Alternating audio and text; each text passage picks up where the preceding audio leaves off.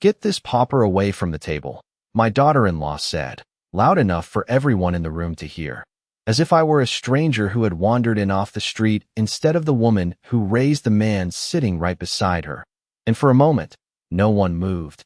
Not the waiter standing awkwardly near the corner, not the couple at the next table pretending not to listen, and certainly not my son Daniel, who kept his eyes fixed on his glass like it held something more important than his own.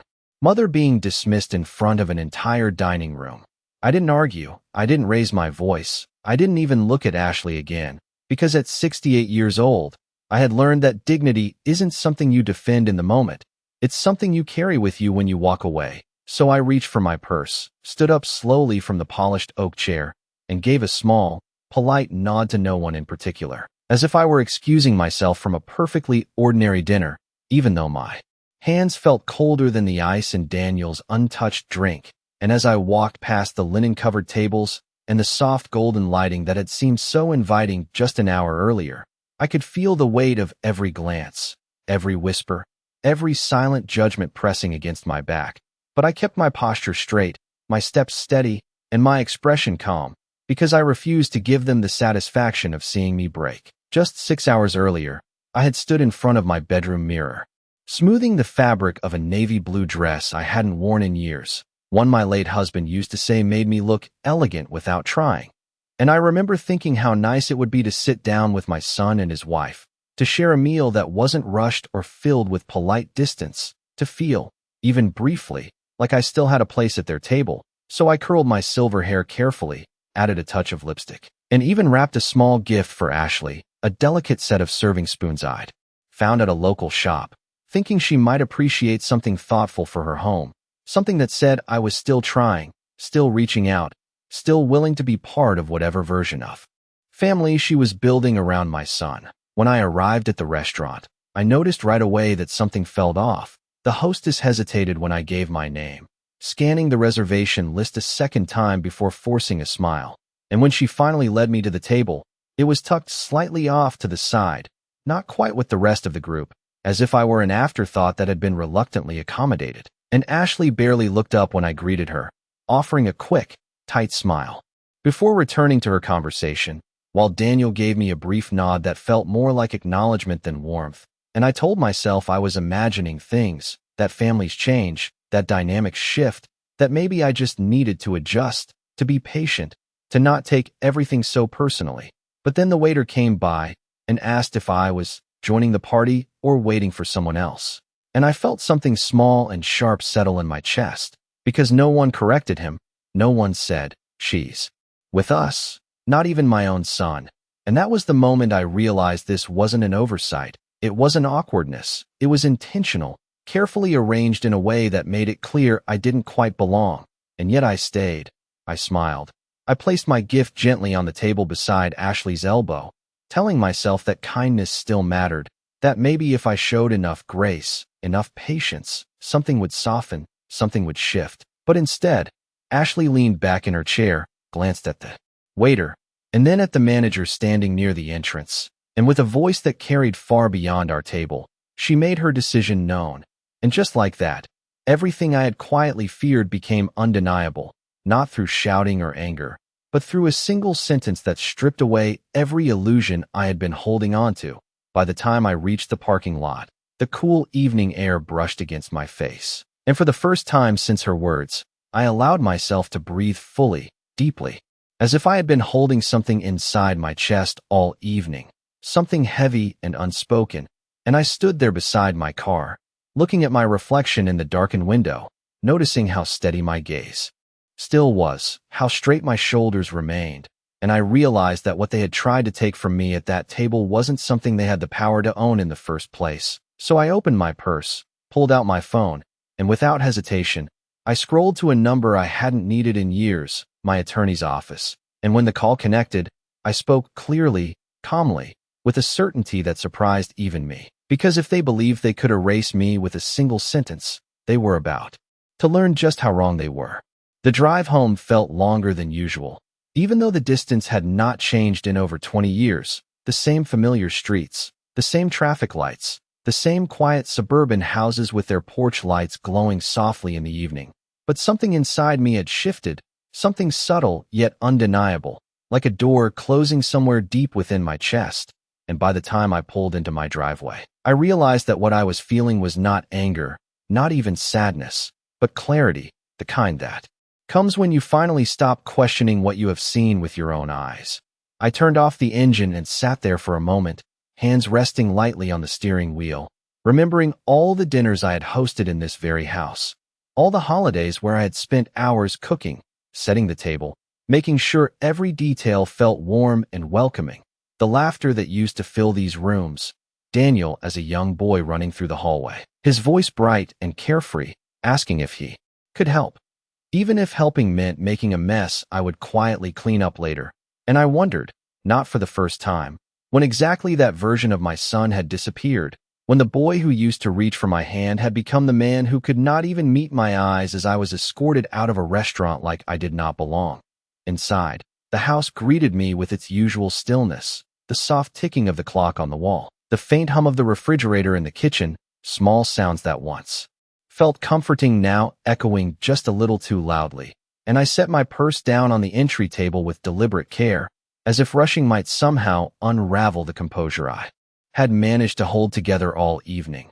Then I walked into the kitchen, poured myself a glass of water, and stood there for a while, staring at the reflection in the dark window, noticing the lines on my face, the silver in my hair, the quiet strength in my eyes that had not been there years ago. And I realized that aging had not made me weaker, it had made me harder to deceive. My phone rested on the counter beside me, the call I had made still fresh in my mind, the steady voice of my attorney, Mr. Henderson, who had not sounded surprised to hear from me after all this time, as if he had been waiting, patiently, for the moment when I would finally need to understand the things my husband had set in place before he passed. And I remembered the way my husband used to insist on handling certain matters himself, the documents he would bring home, the forms he would ask me to sign with a gentle smile, and a simple explanation that it was just routine, nothing to worry about. And back then, I had trusted him completely, never imagining that those quiet decisions might one day become the foundation of something far more significant. I took a slow sip of water and let the silence settle around me, not heavy, but steady, like a calm surface hiding deeper currents. And for the first time since the dinner, I allowed myself to replay the evening not as a wound, but as evidence. Every glance, every hesitation, every carefully chosen word, and I could see now that nothing about it had been spontaneous. The seating arrangement, the way the staff had looked at me, the absence of my name where it should have been, it had all been orchestrated, not in a dramatic or chaotic way, but with the quiet precision of someone who believed they were in control. I walked into the living room and sat down in the armchair by the window, the same chair where I used to read while Daniel did his homework on the floor nearby. And I folded my hands in my lap, feeling a calm settle over me. That might have seemed strange to anyone watching, because I was not trembling, I was not crying, I was thinking, carefully, deliberately, about what came next, and I realized that for years I had been adjusting, accommodating, making space for changes I did not fully understand, telling myself that it was normal for families to evolve, that my role would naturally become smaller, quieter, less central. But what had happened tonight was not evolution, it was removal, and there is a difference between stepping back and being pushed aside. The phone buzzed softly against the table, a message lighting up the screen with Daniel's name, and for a brief moment, I simply looked at it without opening it, considering the weight of that connection, the years behind it, the distance that had grown between us. And then I picked it up, read the short, carefully worded message asking if I had made it home safely, as if the evening had been nothing more than an unfortunate misunderstanding, and I felt something inside me settle into place, not resentment, not bitterness, but certainty, the kind that does not need to announce itself. And I set the phone back down, without responding, because some conversations are no longer necessary once the truth has revealed itself clearly enough, and instead, I reached for the folder I had not opened in years, the one tucked away in the bottom drawer of my desk, where important documents had been quietly waiting, untouched, unnoticed, and as I placed it on the table in front of me, I understood that whatever came next would not be driven by emotion, but by knowledge, by preparation, and by a calm that they would never see coming. I opened the folder slowly, not because I was afraid of what I might find, but because I already understood that whatever was inside would not be small. My husband had never been a man of unnecessary paperwork.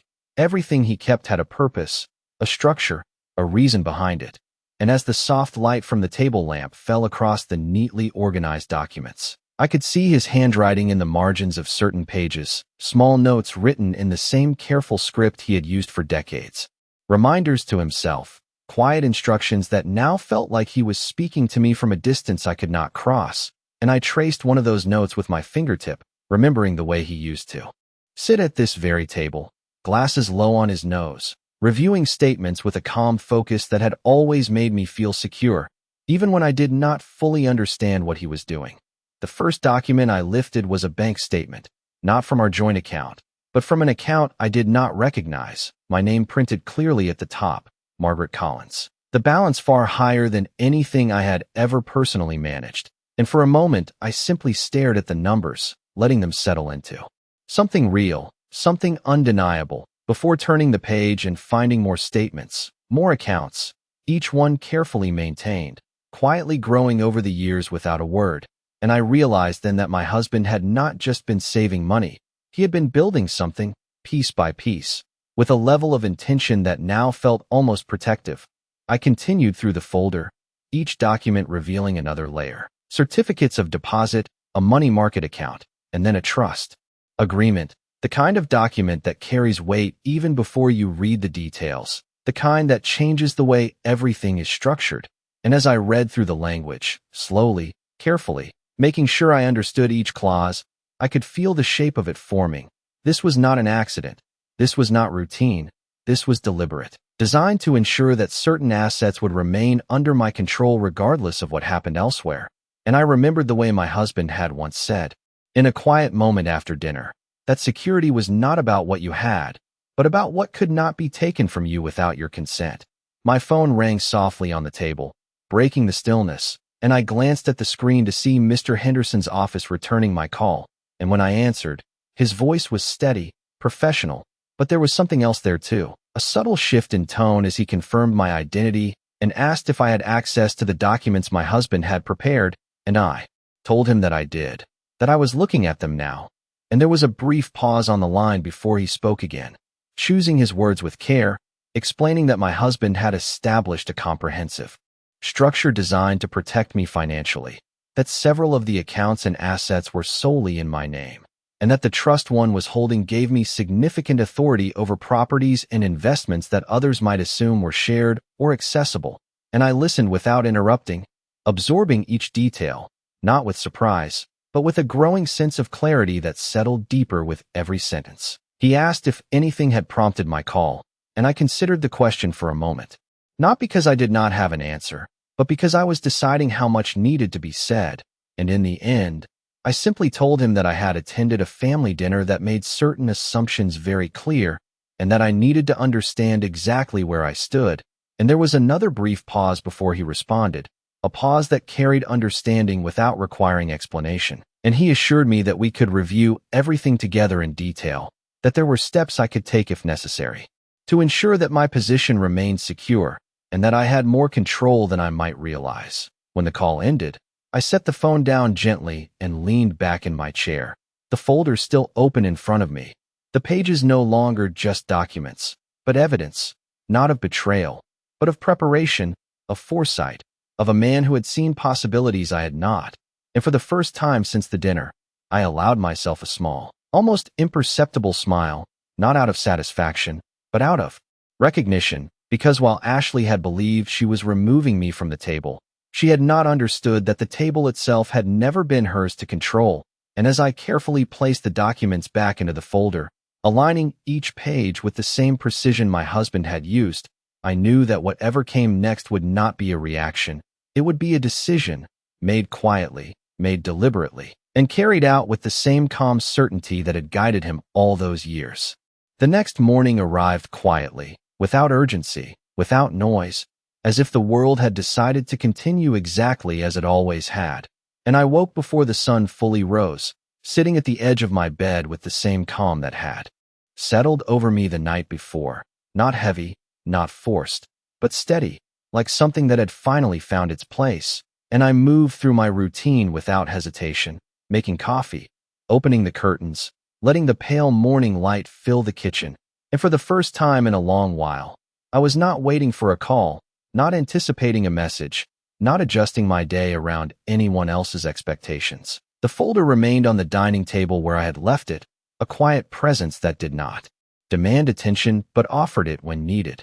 And as I sat down with my coffee, I opened it again, this time not as someone discovering something unexpected, but as someone reviewing what already belonged to her, taking note of details I had only glanced at the night before, the names of accounts, the dates of transfers, the careful structuring that ensured control remained exactly where my husband had intended it to be. And I began to see patterns, connections that had been invisible to me before, small, consistent decisions that built towards something larger, something that now felt less like a surprise and more like a plan I had simply not been aware of until now.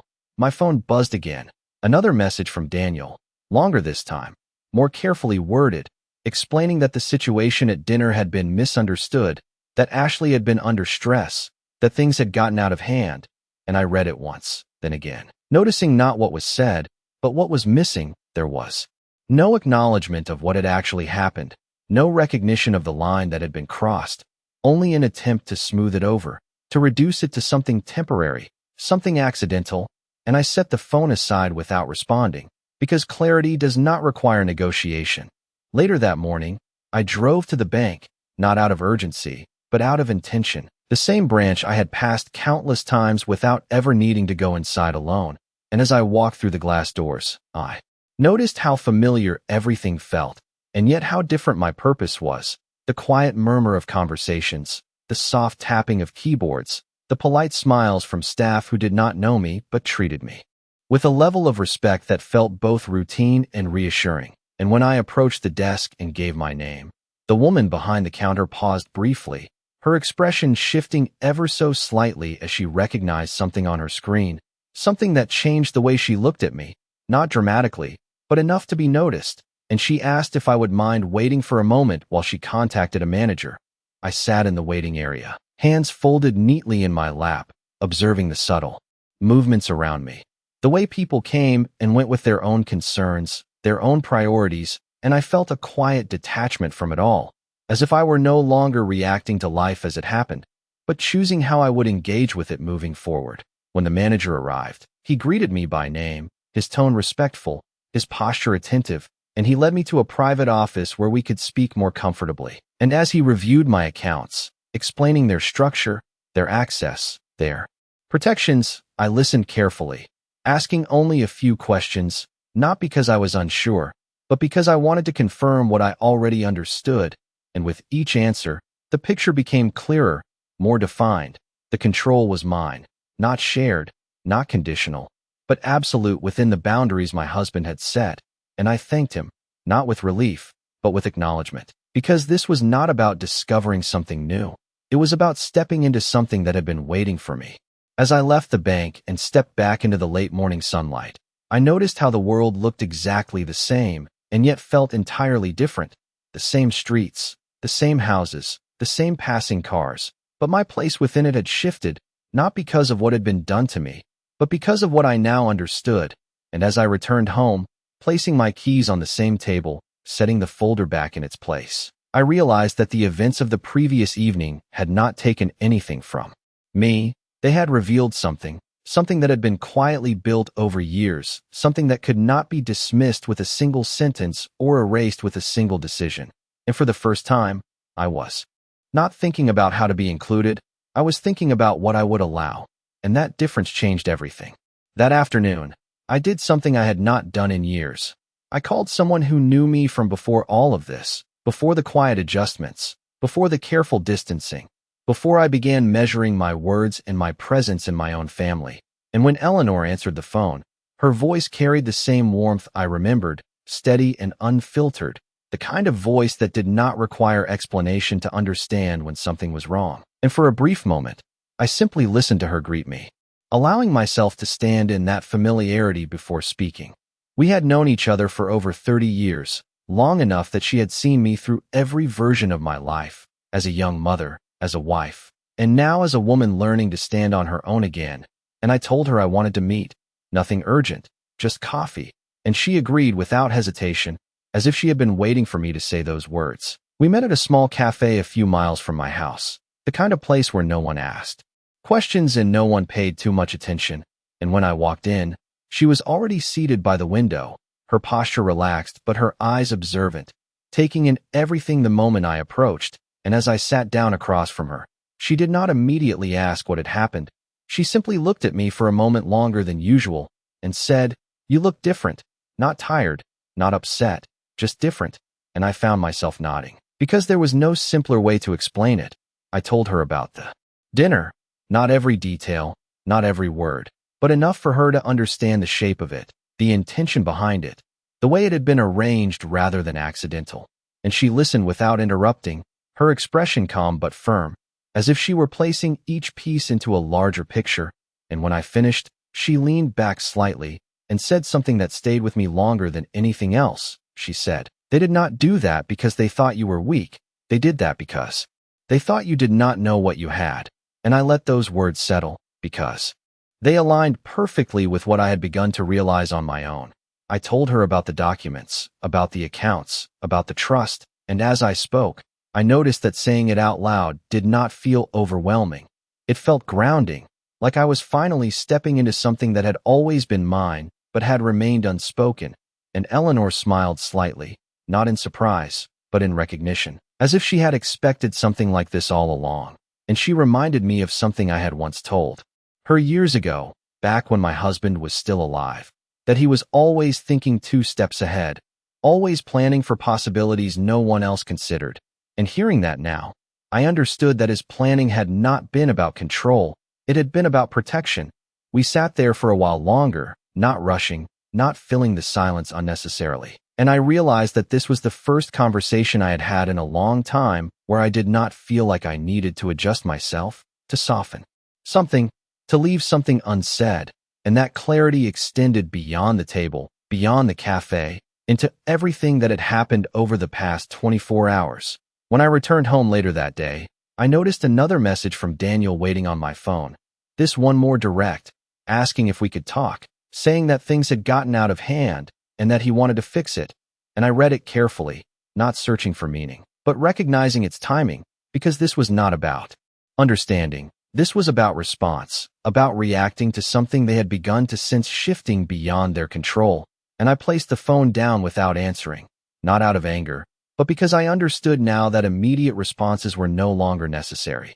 Instead, I walked to the desk, opened the folder again, and this time, I began to separate the documents into smaller groups, organizing them in a way that made sense to me: accounts, properties, legal structures, each one placed with intention, not as someone overwhelmed by information, but as someone preparing to use it.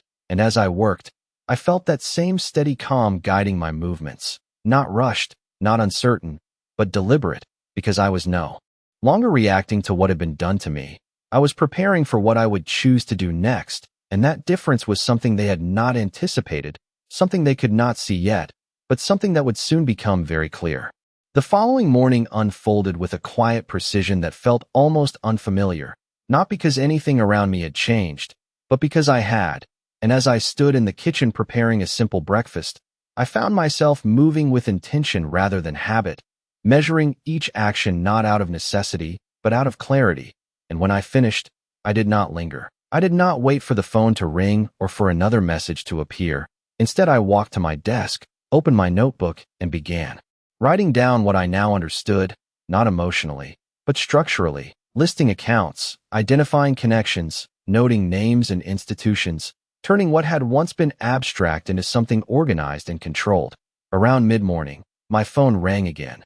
This time not a message but a direct call, Daniel's name appearing on the screen, and I let it ring once, twice, 3 times, not out of hesitation, but because I was deciding how I wanted this conversation to begin. And when I finally answered, my voice was steady, neither cold nor warm, simply present, and there was a brief pause on the other end before he spoke, his tone careful, measured, as if he were trying to navigate something he did not fully understand. He said he wanted to come by, that we needed to talk, that things had gotten complicated, and I listened without interrupting, noticing how his words circled around the situation without ever naming it directly. And when he finished, I responded simply that he could come by later in the afternoon. No urgency, no resistance, just a time. And when the call ended, I set the phone down without replaying the conversation, because there was nothing left to interpret. The hours that followed were not spent in anticipation, but in preparation, not of arguments or explanations, but of understanding my own position fully, and I gathered the documents I had organized the day before, placing them neatly into a single folder, not because I intended to present them, but because I wanted them within reach, a quiet reassurance that what I knew was real and accessible. When the doorbell rang later that afternoon, I was already seated in the living room, the same chair by the window, the same calm posture I had maintained since the evening everything had shifted, and as I opened the door, Daniel stood there with a look I recognized immediately, not anger, not even guilt, but uncertainty, the kind that comes when something no longer fits the version of reality you have been relying on, and I stepped aside to let him in without comment, watching as he moved through the house, glancing around as if searching for something that had changed, even though everything remained exactly as it had always been. We sat across from each other, the space between us filled not with tension, but with something quieter, something unresolved, and he began to speak, explaining that Ashley had not meant what she said, that the situation at the restaurant had been misunderstood, that there had been pressure, expectations, complications I was not aware of, and I listened to each word, not interrupting, not correcting, simply allowing him to finish, because what he was saying was less important than what he was avoiding. And when he finally paused, waiting for a response, I met his eyes steadily and asked a single question, not raised, not sharp, just clear. I asked him if he believed I belonged at that table, and for a moment, he did not answer, not because he did not hear me, but because the question required something he was not prepared to give, and in that silence, everything I needed to know settled into place without effort. I did not press him, I did not fill the silence for him. Instead, I let it remain, because sometimes what is not said carries more weight than anything spoken, and after a few seconds, he shifted slightly, looking away, offering another explanation that did not address the question, and I nodded. Once, not in agreement, but in acknowledgement, because I understood now that this was not a conversation that would change anything through words alone.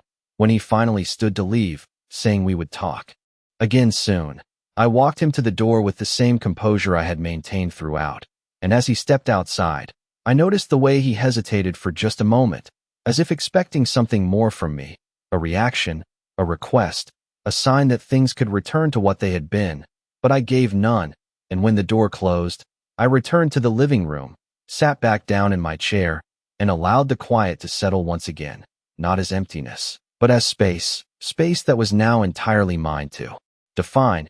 And in that stillness, I understood with absolute certainty that whatever came next would not depend on whether they chose to understand, but on whether I chose to act. The house felt quieter that evening, not because there was less sound, but because there was no longer anything uncertain lingering in the air, no unspoken questions waiting to be answered. And as I sat by the window watching the last of the daylight fade into a soft gray, I realized that the conversation with Daniel had not left me unsettled. It had clarified something that had been forming quietly beneath the surface for some time, something I could no longer ignore or soften for the sake of keeping peace. I stood up and walked slowly toward my desk, the same measured pace I had carried through the past few days, and opened my notebook again, not to reflect, but to decide, because there is a moment when understanding must turn into action, and I had reached that moment without needing to announce it to anyone. I wrote down a few simple steps, not complicated, not dramatic, just precise. A call to Mr. Henderson to initiate a formal review of the trust, a request to restrict access to certain shared accounts that I now understood were not truly shared, and a quiet audit of the property titles connected to my name. Each step grounded in what I had already confirmed, not speculation, not emotion, just fact. The next morning, I made the call, and Mr. Henderson answered with the same steady tone. But this time there was no hesitation in my voice when I explained what I needed. I did not frame it as a possibility. I stated it as a decision, and he responded accordingly. outlining the process with clarity, confirming timelines, and assuring me that everything would be handled discreetly, professionally, without unnecessary attention, which was exactly what I wanted, because this was not about making a statement, it was about restoring balance.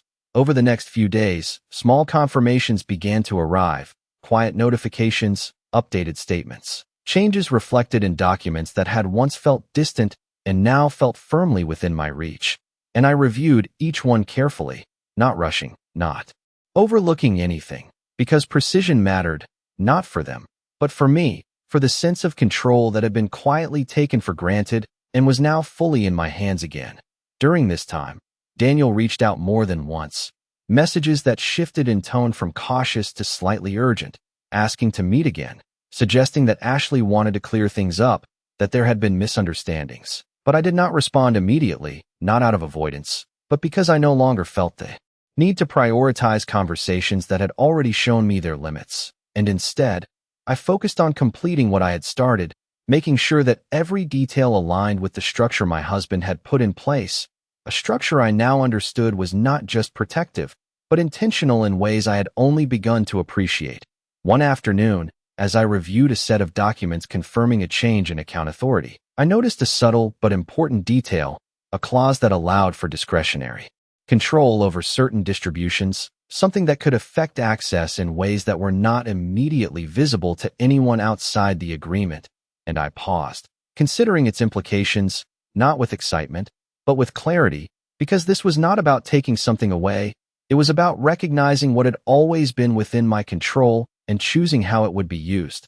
Later that evening, my phone rang again, Daniel's name appearing once more, and this time I answered without delay, not because I was ready to explain anything, but because I was ready to listen without expectation.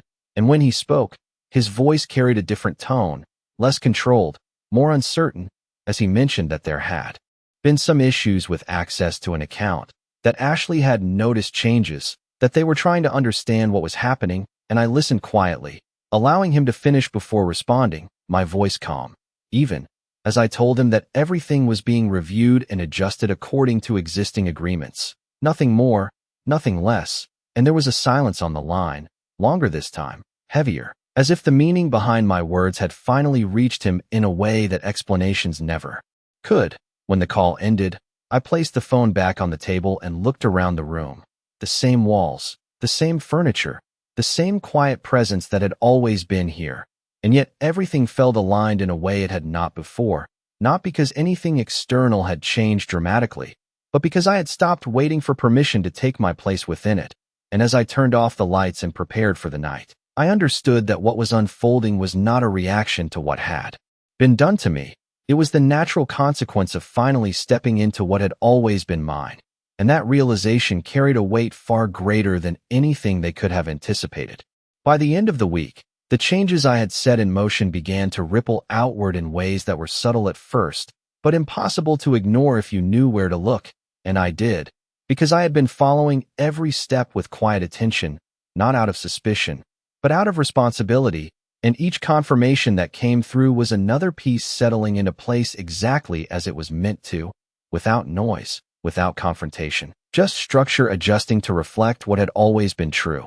Daniel's messages became more frequent, less measured, and for the first time, they carried a tone I had not heard from him before, not authority, not distance, but uncertainty, and I read each one without urgency, noticing how the language shifted from polite requests to direct questions, asking if something had been changed, if I knew why certain accounts were no longer accessible in the same way, if there had been a mistake that needed to be corrected, and I could almost hear the conversations happening. On the other side, the confusion, the quiet tension building as assumptions began to unravel. I did not respond immediately, not because I was avoiding him, but because I understood that timing mattered, that clarity delivered too soon could be dismissed, explained away, or misunderstood, and I wanted none of that. I wanted the truth to settle fully before it was acknowledged. A few days later, the call came again, this time not from Daniel, but from Ashley, and I recognized her number instantly, even though she had never called me directly before without going through him. And for a moment, I considered letting it ring, but instead I answered, not out of obligation, but because I was ready to hear what she would say when she could no longer rely on distance or control.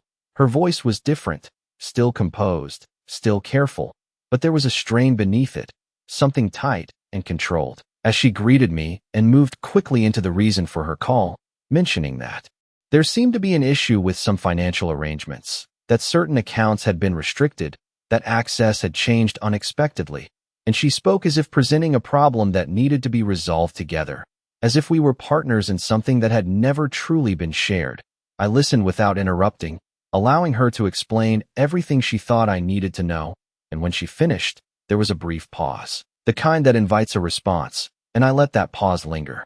For a moment longer before speaking, my tone steady, even, as I told her that nothing had changed unexpectedly, that everything was being managed according to the existing legal structure, the same structure that had been in place for years, and there was silence on the other end, a silence that felt heavier than before, as if the simplicity of that statement had removed any room for reinterpretation.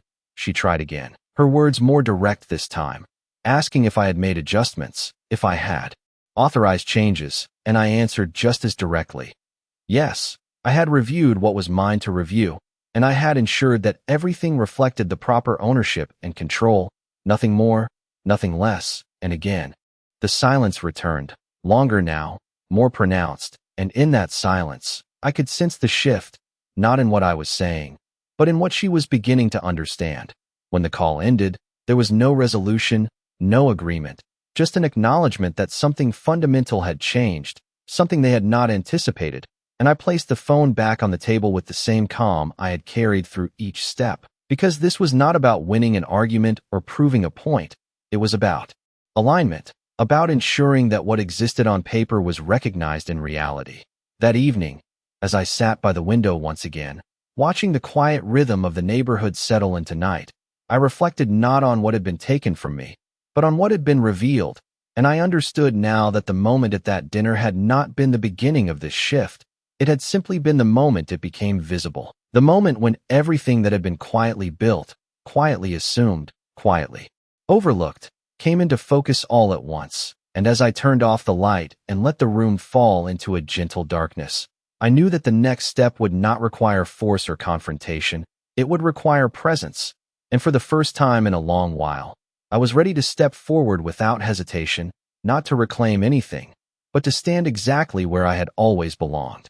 The invitation arrived 2 days later, not through a message or a call, but through an email, formal in tone, carefully worded, as if distance could soften what it contained, a request for a family meeting, scheduled at the same restaurant where everything had quietly come undone, and I read it once, then again, not searching for hidden meaning, but recognizing the intention behind it, because this was no longer about conversation. It was about acknowledgement, about facing something that could no longer be adjusted or ignored.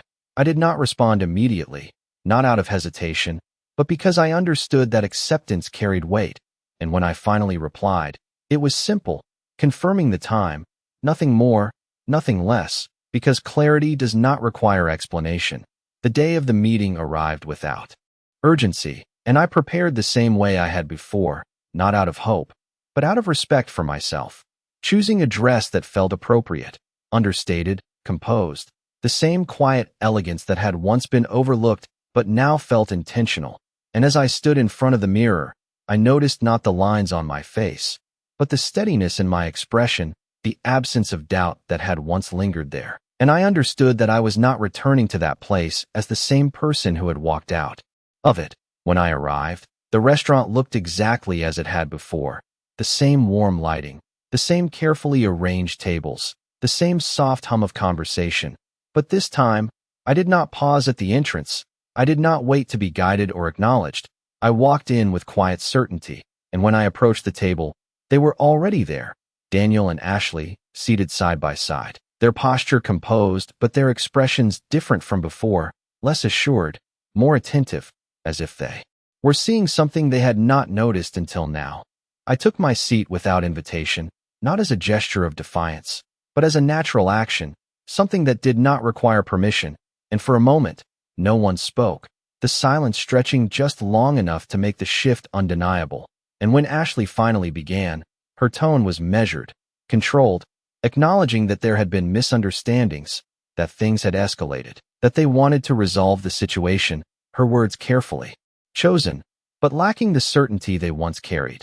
I listened, allowing her to finish, and then I turned my attention to Daniel, not asking a question this time, but simply holding his gaze long enough for him to understand that this moment was different, that this was not about explanation or apology, and when I spoke, my voice was calm, steady, not raised, not sharpened, but clear in a way that left no room for interpretation. I told them that nothing had been taken from them, only clarified that the structure they were now encountering had always existed, that it had not changed overnight. Only their understanding of it had, and I watched as that realization settled, not dramatically, but quietly, the way truth often does when it is finally acknowledged.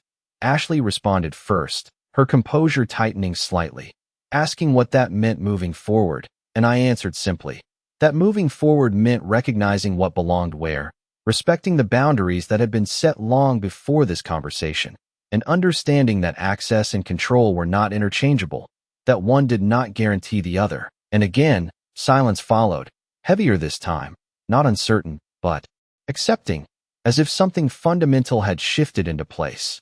Daniel spoke then, his voice lower, less certain than I had ever heard it, asking if things could go back to the way they were, and I considered the question for a moment, not because I did not have an answer, but because I wanted it to be understood fully, and when I responded, I told him that nothing had changed that was not already true, that what had shifted was visibility, not reality, and that some things, once seen clearly, cannot be unseen. When the conversation ended, there was no dramatic conclusion, no raised voices, no final declarations, just a quiet understanding that the balance had been restored in a way that could not be undone by assumption or expectation. And as I stood up from the table, I did not wait, I did not look back, because there was nothing left to confirm, nothing left to prove. And as I walked toward the exit, the same path I had taken before, I noticed that this time, no one was watching, no one was whispering, and for the first time, the room felt exactly as it should have all along, not as a place where I needed to belong, but as a place I could choose to enter or leave on my own terms, and that difference was everything.